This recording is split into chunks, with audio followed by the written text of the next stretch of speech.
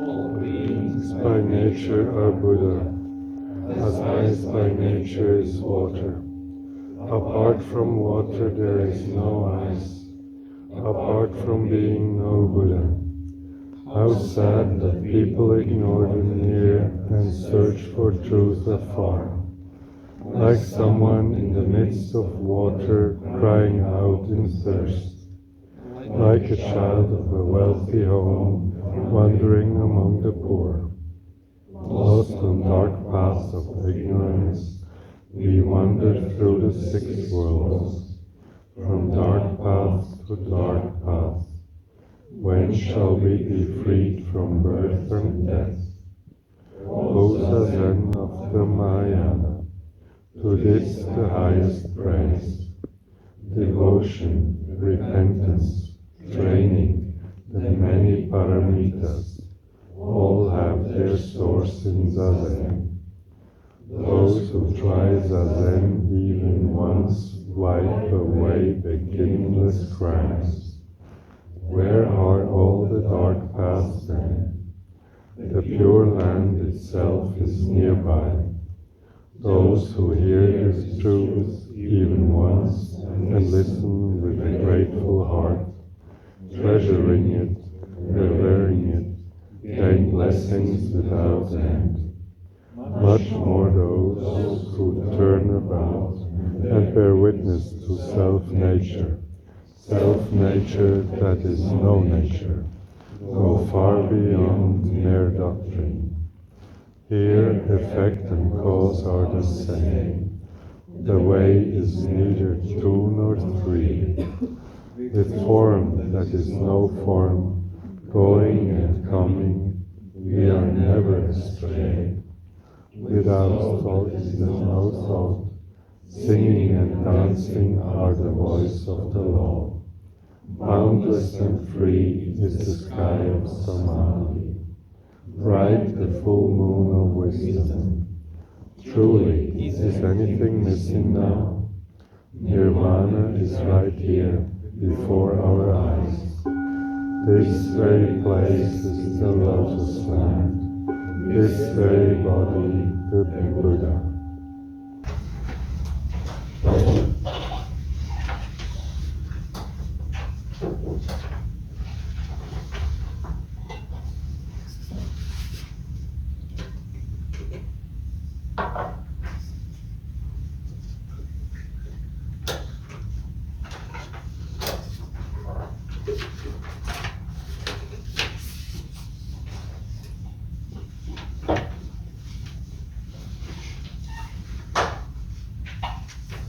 We all are experienced in counting to 10. So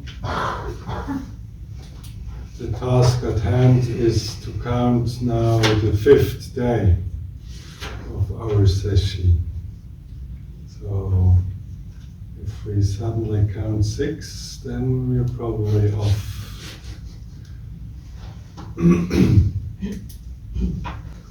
It's the 5th day. And already yesterday, some were indicating some sort of sadness that it is, finite, our time in session, that it will be over soon. Can look at it in different ways. It is sure indicating what Ines so wonderfully reminds us of. Listen carefully, I say to you all, life and death are of great consequence. All things pass quickly. Be ever watchful, never careless, never, ever. So, that's when we have to focus on some greedy aspects of ourselves. Often talk about the 3 poisons we often hear. greed, anger, and ignorance. And they're only poisonous in their extreme form. So being cautious about the remaining time is also something wise. Not to indulge in sadness about it, but also, yeah, I'm committing myself to these remaining hours of practice. I want at least to count 1,000 times to 10 before we finish. Yeah, that's quite utilitarian thought. Just take one breath after the other. Don't be greedy with your time. Also be careful not to condemn yourself if you have some strange notion of, oh, I didn't achieve what I came for. That also is often quite common, especially when time sort of is like a bottleneck, you know. So the beginning of the week we have plenty of time, and then suddenly we realize, oh, there's only a few hours left. And I remember my first few sessions, well, it was more than a few, but it was always really a hard time towards the end of session, and I was a guy with a lot of ideas about, to achieve enlightenment and stuff, what that would bring with it. And so it was always also a great challenge to spend these past times, these past hours. Again, I didn't achieve it, I'm not good enough. But that's also quite human.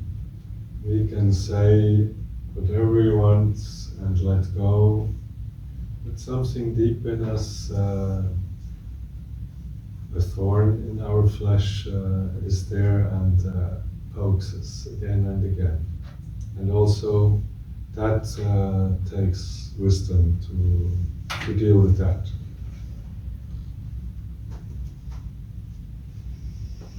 Yeah, and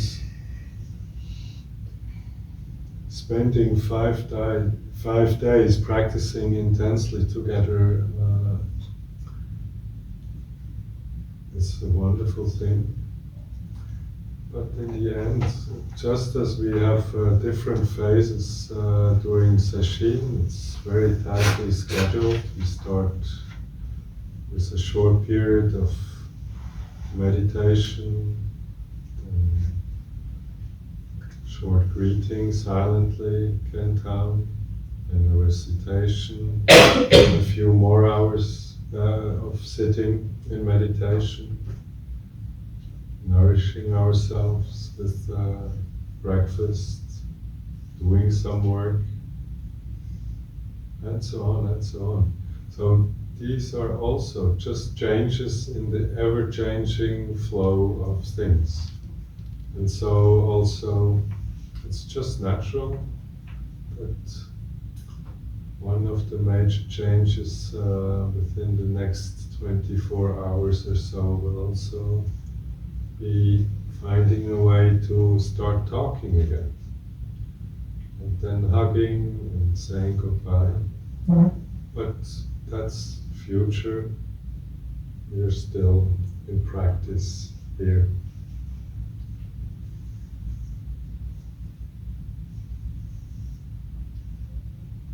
We often have funny concepts on expectations. What means to become enlightened or insightful, or in today's koan we will hear at the end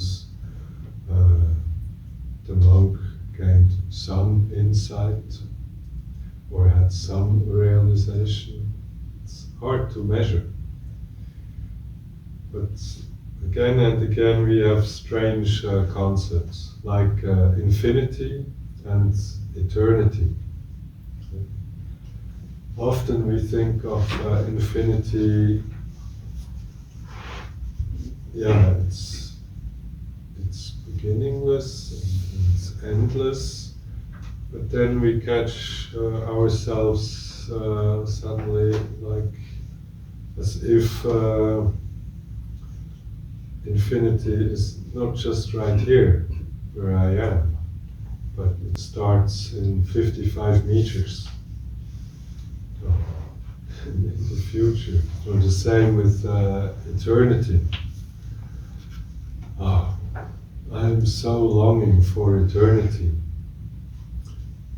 Thinking of, it starts tomorrow, 1:15. But eternity itself, it's all inclusive. If we're not part of it right now, it's not eternity. And never will be. And that's also something we can gain insight slowly and slowly by continuing just to be here right now, sitting, sitting, sitting.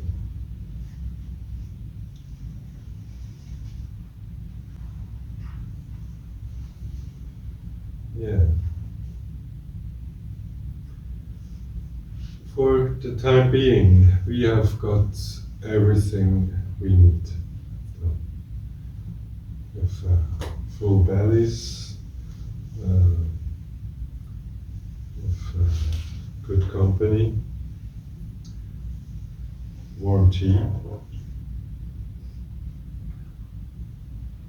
and as far as I'm concerned, sometimes I felt like these protagonists in the Hunger Games.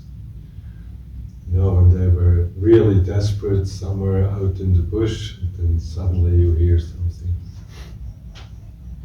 Doot, doot, doot, doot. Then I was opening my door, and again there was a gift from some angel, some super bitter Swedish remedy for my colds and some pastilles for my throat. So it's plenty to abundance.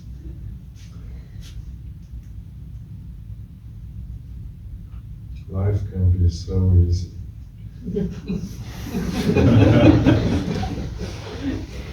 And of course it's even easier if I don't have to bundle up like crazy and put the last coat on I have with me. I can just sit normally dressed. Yeah.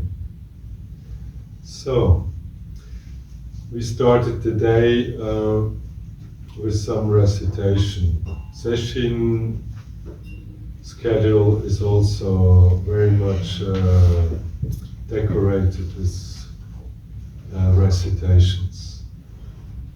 Usually we start with the Kanzeon and then the Great Vows. And the Great Vows, you know it probably almost by heart by now. Shūjō, Muen, Sei, Gan, Do. So beings or creations are numberless. I vow to freedom. So this Sei-gan is always I vow. These 4 lines.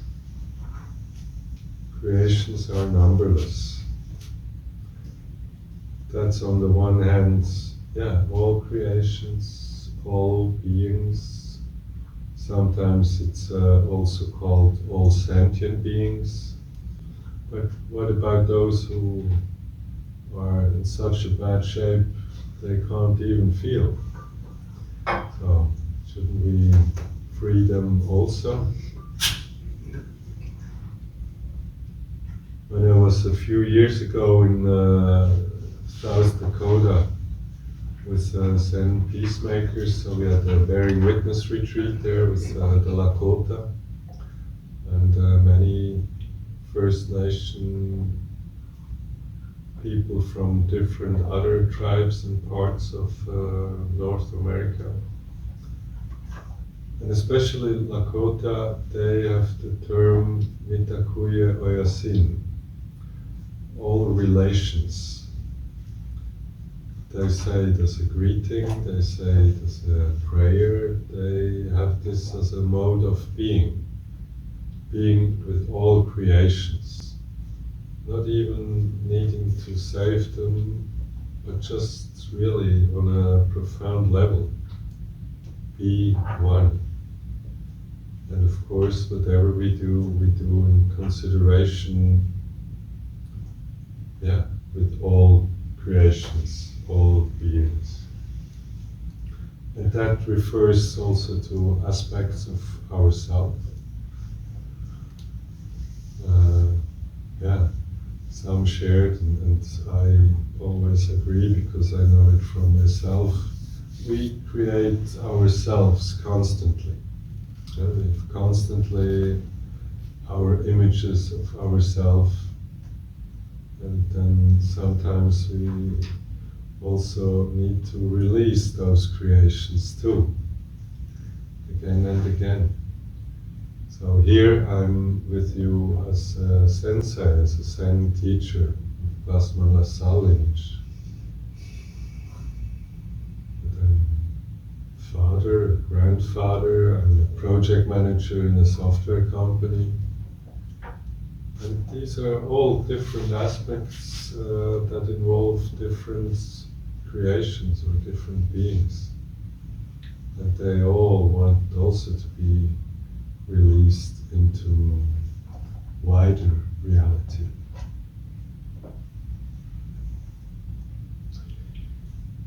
The second line, Bono Mujin Seigandan.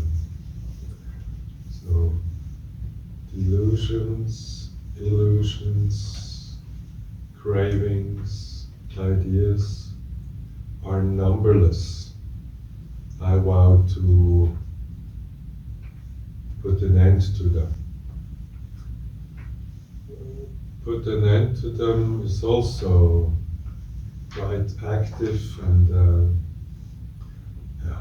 put an end to them. The misunderstood could be also rather violent, but often it's just easier to just acknowledge them. All right, this again, that again. And by doing so, it comes to rest. Like in yesterday's koan, in some way, putting the mind to rest already happens when I look for it, and also realize, it's changing, and it has some reality that's not tangible, and then it comes to rest. And so it's also with our delusions, illusions, desires, you name it. Often we hear this appellative, you have to let it go of your desires. But again, that's also sort of quite passive-aggressive. Oh, you have to let it go. But acknowledging it, perhaps even with a smile. Oh, hello, comrade. I know you. And then just go on with breathing. That's a way to follow up on that vow. I vow to put an end to them. So I don't give them more room than necessary.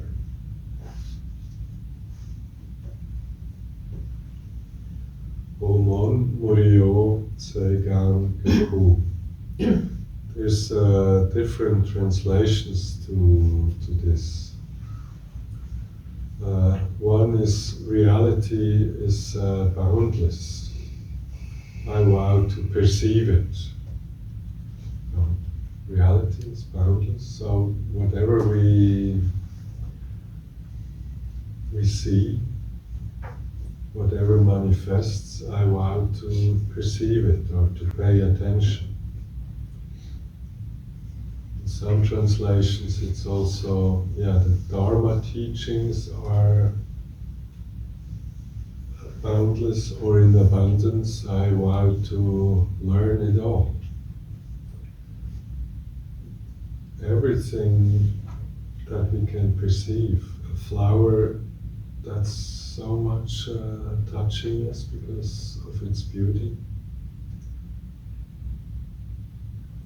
And the learning also consists with looking at the flower not just once, but again and again. And at times we see, it's probably over its peak and starts showing signs of decay. So also that is perceiving the teaching of what we can encounter, or planting or preparing the soil outside during summer. It's also permanent perception of reality. It's boundless. And it's up to us what we are going to perceive and what we are learning from it.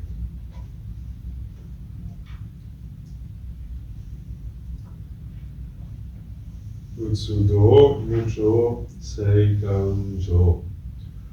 So literally it means the Buddha way is unsurpassable. I vow to realize it. But it's what is this Buddha way? It's not believing in Buddha. Buddha is not a god.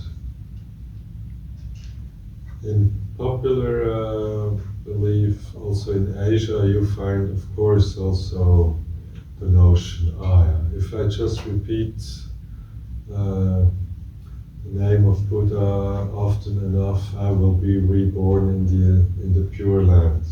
So there's certain sects in Buddhism that have such a belief. But usually it's just the way of enlightenment, or really the way of perceiving things undisturbed, unfiltered, is unsurpassable. And I vow to walk that path awake. So this wide open senses, and not judgmental, now I am enlightened and now I can finally go that way.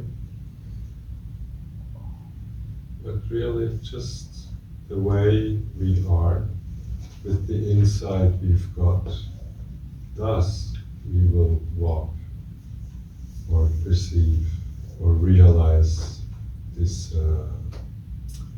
way. So not much you have to, or you are not yet good enough to even consider walking that path. It's just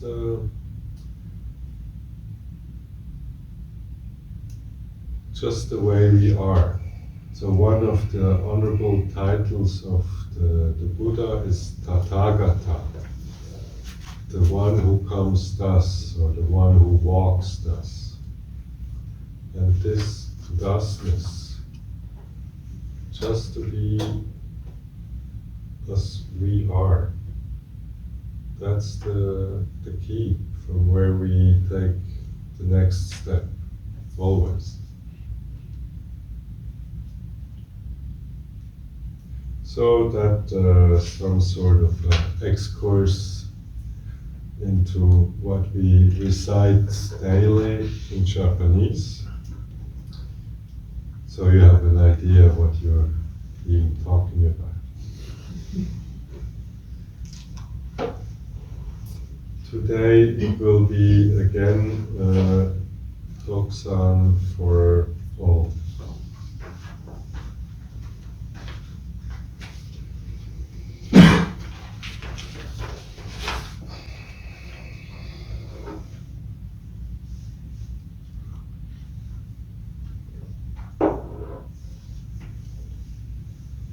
I will today present the koan number 7 of MUMONKAN.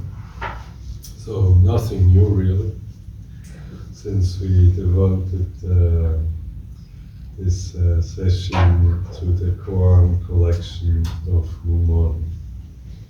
Today we hear about Jôshûs again. This time he appears as the master.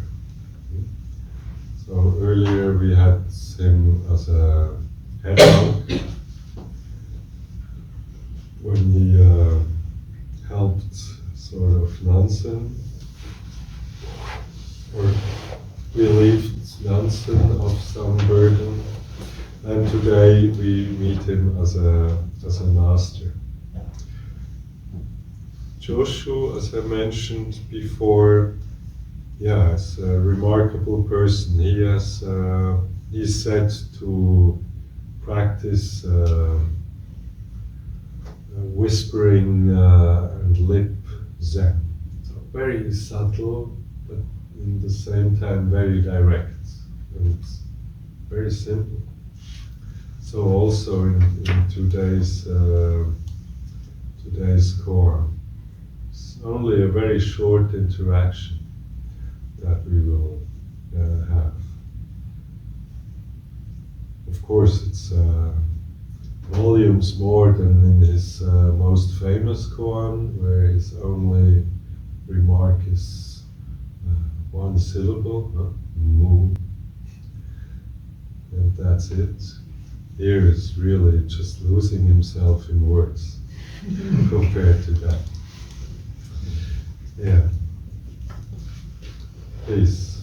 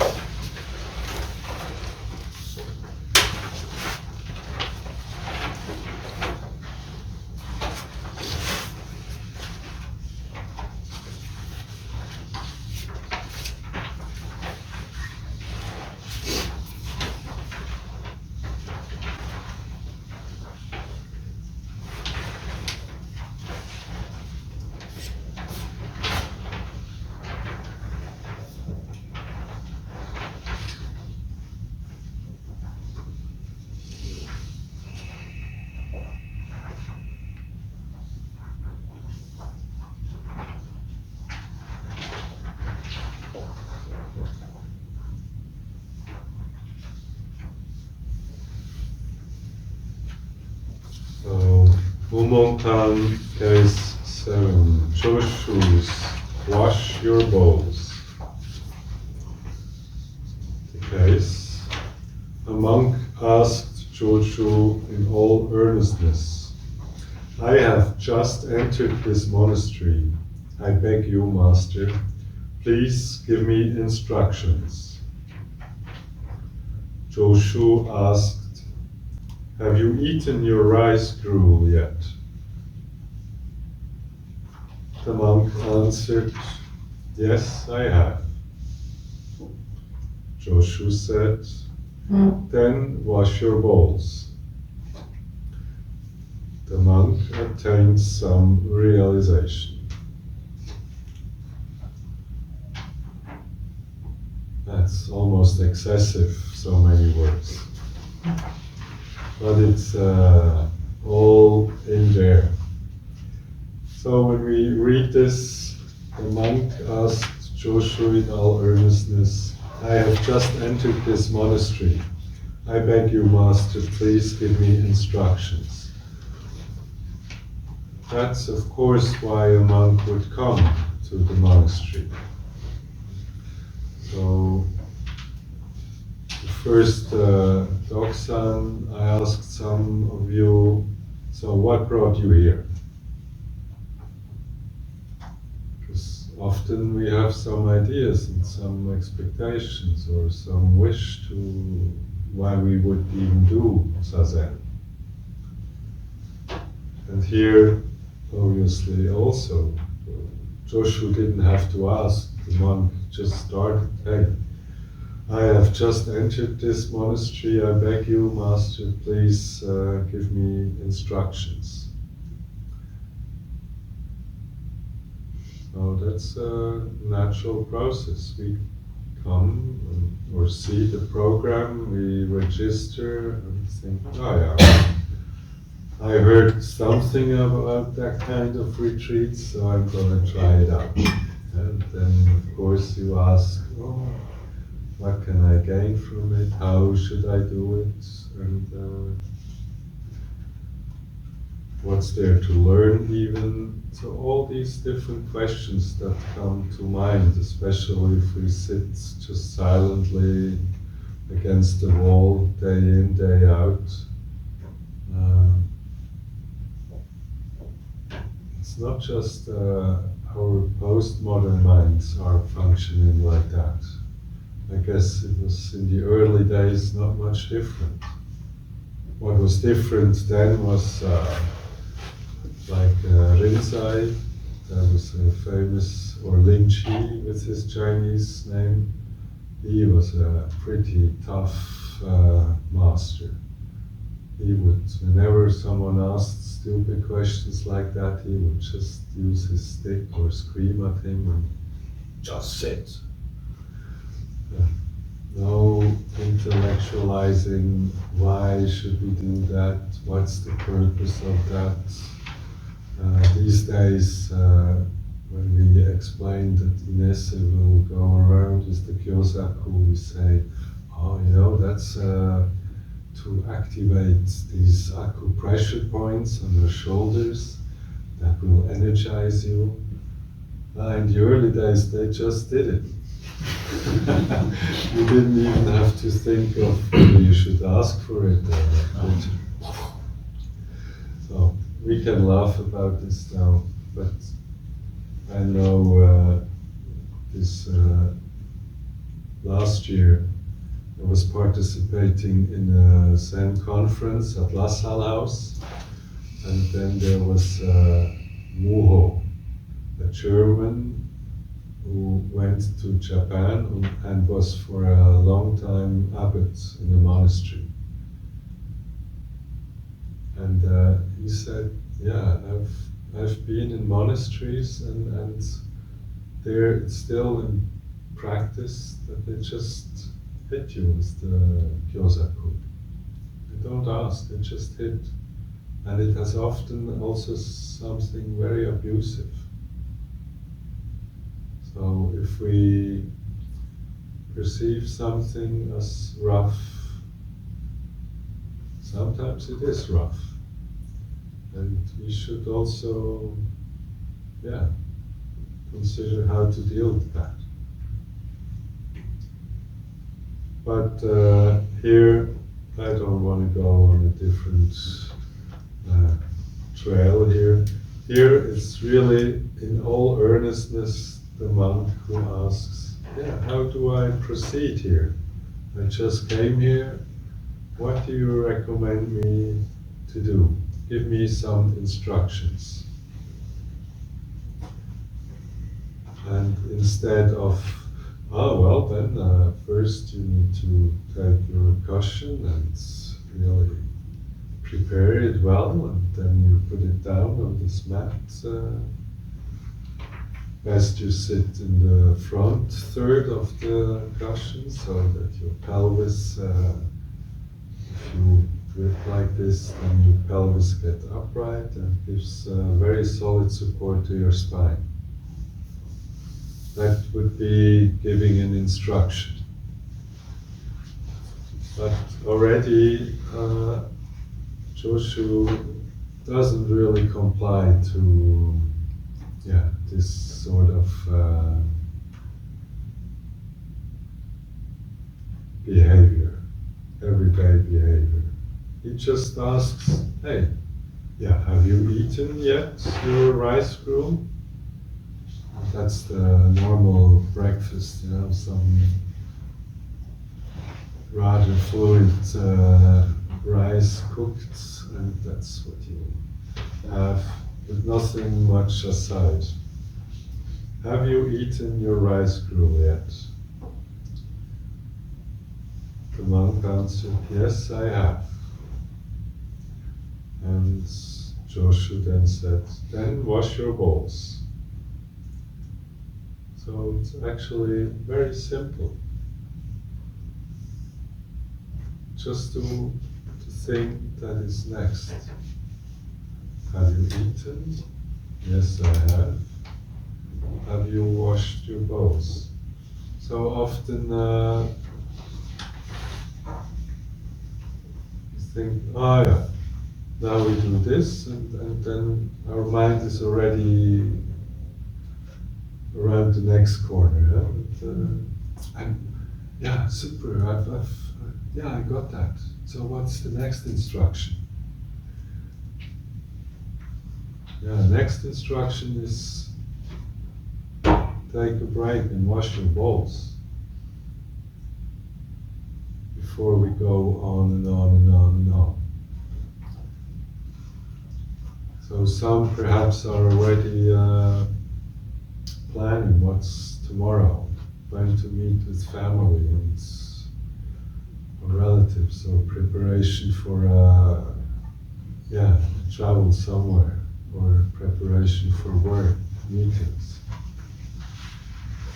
But the teaching is, have you finished Sesshin yet? Okay, go and sit a few more rounds. That's at hand now.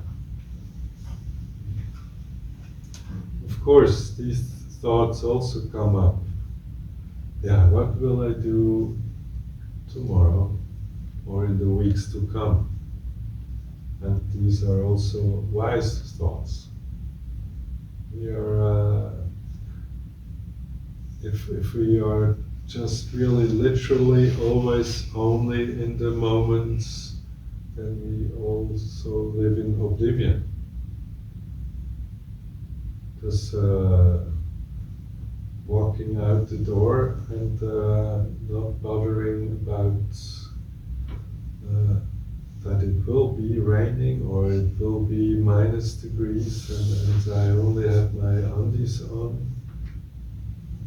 that would not be a wise way of spending your time. So it's also good to pay some attention to the immediate future.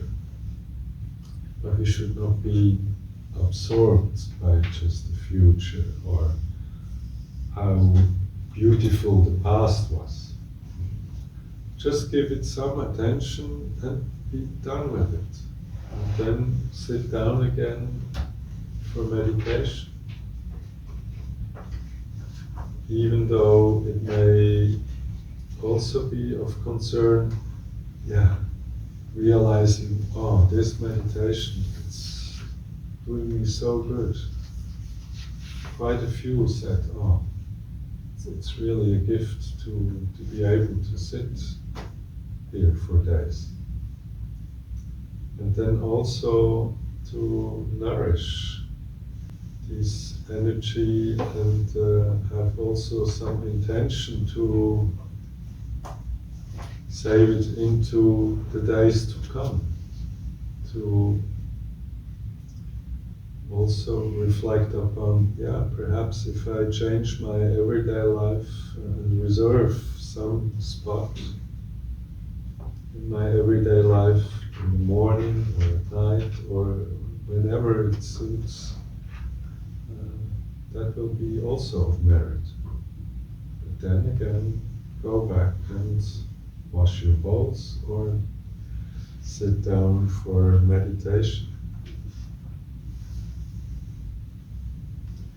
And if we behave like this, we could also say the monk attained some realization, or the nun attained some realization, or the sensei attained some realization. It doesn't have an end. So life of practice is a life of practice.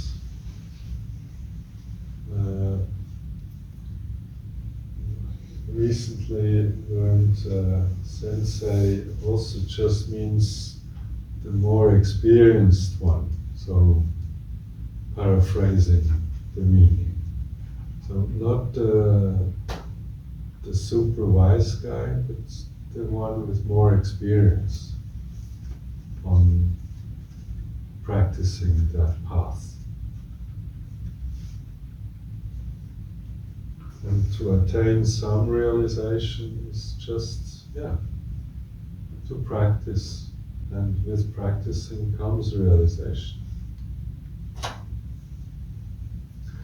So far, when I was talking about this koan, I was pointing at the rather conventional, easy to understand aspects of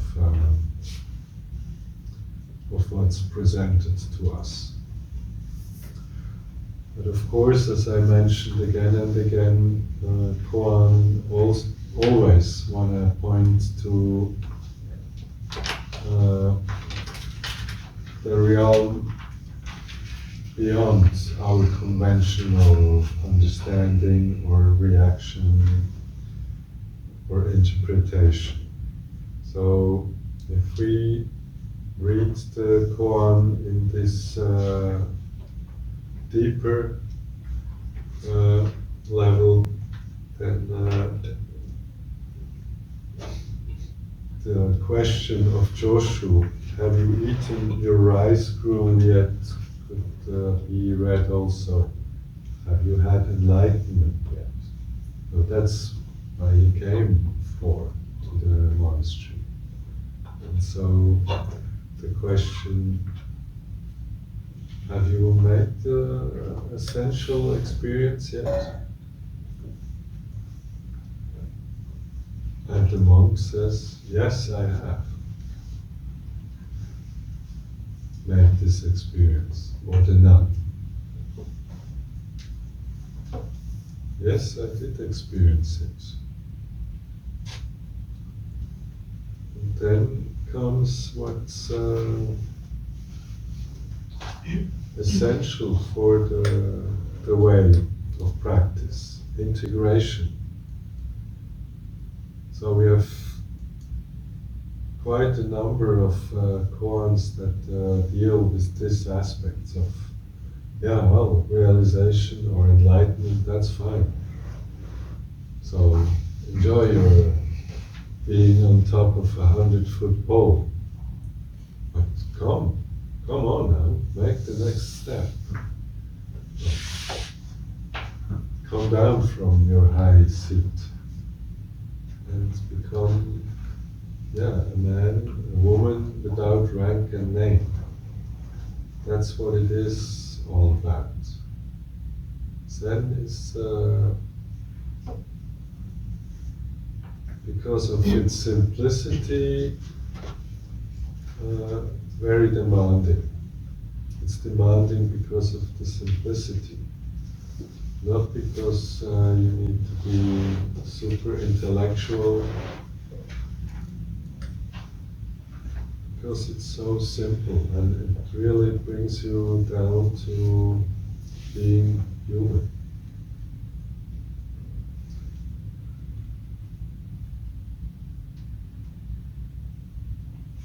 After Durkheim, he was a German Zen adept. Not only Zen, so he was a meditation teacher, but he was also writing about a famous story about a cat who, just by nature, represents qualities of Zen. But cats, they're so patient, you know, they just are cats. We can project anything onto them. And so a cat is a wonderful canvas to project on our ideas of Zen. And the cat is always just a cat, and well, she's just naturally being a cat. But Zen is also just naturally being Jürgen with all his flaws. Or you all have your names, you can do the same thing now with you. Yeah? It's becoming entirely who we are. That's meant with experiencing our true nature. Not sitting for days on end to deny our existence and hopefully then become some holy something. The demanding part in Zen is to really integrate who we are with all the wonderful experiences we can make during session, during intense training. Realizations of our shortcomings. Big part of my experiences were also facing the not so super ideal side of my existence. But also, learning to see this small one in a lot of light, but also just walk a path step by step. And that's also what's coming to expression here in that core. Wash your bowls, brush your teeth if you want.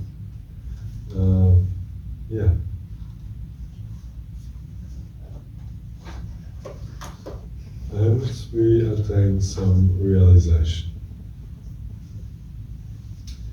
To Jôshûs, to Mumon's commentary, Jôshûs, opening his mouth, showed his gallbladder and revealed his heart and liver. If the monk hearing it did not really grasp the fact, he would mistake a bell for a pot. So that's again Mumon's deep sense of humor. Huh? So he's referring to Jôshûs, this old wise man, and says, with even these few words, he just showed himself down to the bladder and heart and liver. So he showed it all. He did not restrain any secrets. So he showed it and presented it.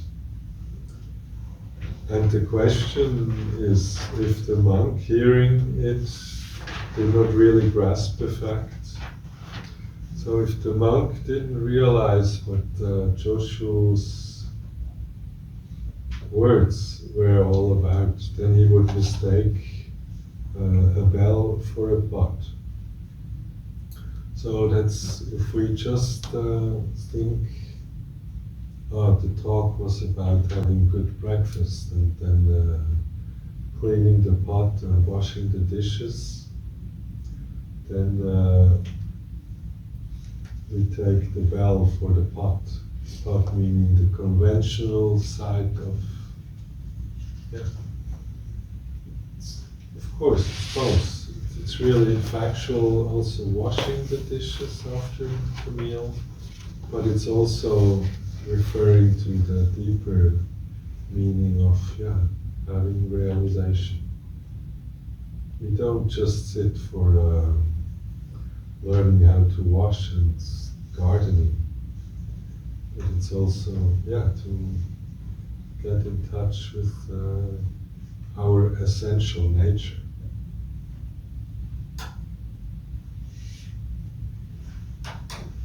It's sometimes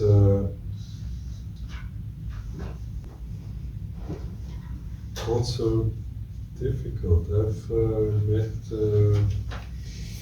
very devoted even teachers, Buddhist teachers, who were so, in a way, sober and there's not much room for also this aspect of our experience we can make that's also wondrous, inspirational, who then reduce it really to just dishes, cleaning dishes. And of course it's always very concrete. If we don't master our life, then we miss something. But it's also containing this we cannot talk about. The verse, just because it's so clear, it takes us longer to realize it. If you quickly acknowledge that the candlelight is fire, you will find that the rice has long been cooked. Again, very poetic, and also pointing to the fact that Hakuin Zenji is pointing to also in one of the last lines of his wonderful poem on Zazen.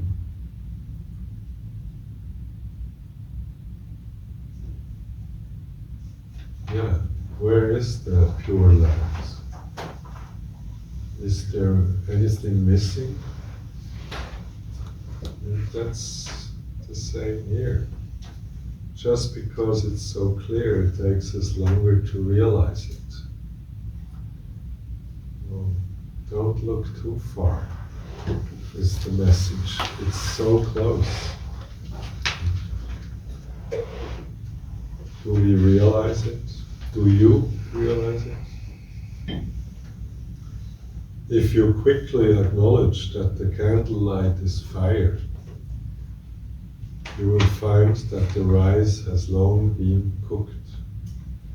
So, if you realize that Zazen is the method of pressure cooking, then we're all already well done. But let's not get too philosophical, and so I suggest we end it here and go back onto the cushion, do some kinhin, and then commence this boxing.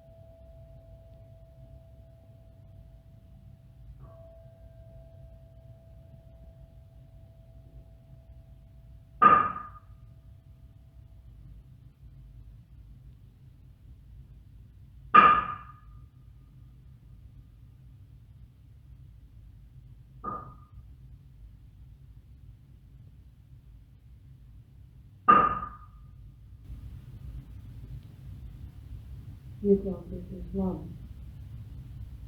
Es saku to mums visiem. Dzīve un nāve ir ļoti nopietni. Visas lietas paiet ātri. Esiet pilnīgi nomierināti. Nekad kūti. Nekad.